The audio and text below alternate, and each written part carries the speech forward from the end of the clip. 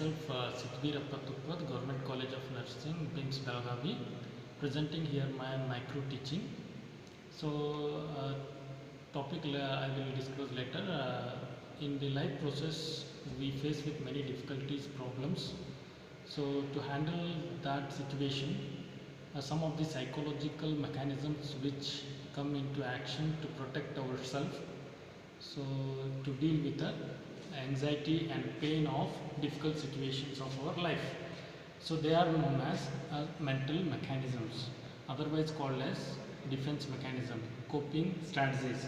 So, the topic of today's discussion is defense mechanisms. Let us discuss about defense mechanism.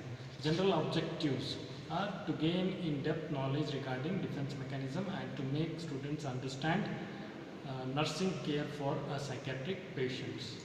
So specific objectives here are, at the end of the presentation, the students will be able to introduce about defense mechanisms and to describe the different types of defense mechanisms. Let us see one by one the different types of defense mechanisms. So compensation. So the compensation means shortcoming of the person will overtake the weakness with the strengths of his life. So compensating the weakness with the strengths. So the example we can take, a student who is weak in studies can concentrate in a sports to become something great in his life. So that is known as compensation. So next is denial. So refusal to accept the reality. In our life situations, we face with many shocking news. So if we accept them as they are, it hurts ourselves. So to bargain the time to get adjusted with the situation, we go on denying it. Denial means refusing to accept the reality. Next is sublimation. Converting the socially unacceptable desires into socially acceptable manner is known as sublimation, one of the defense mechanisms to satisfy our desires in a socially acceptable manner. So take an example, unmarried woman wants to have a children. She cannot give birth to a child without marriage. It is socially unacceptable. So she can adopt a child from a destitute home. That is socially acceptable manner of satisfying the desire towards love towards children. That is known as sublimation.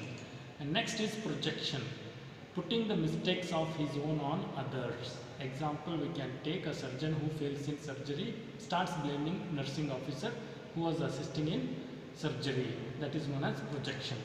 So next is repression, one of the psychological defense mechanism where we go on hiding all the informations about painful situations or difficult times of our life into unconscious part of our mind.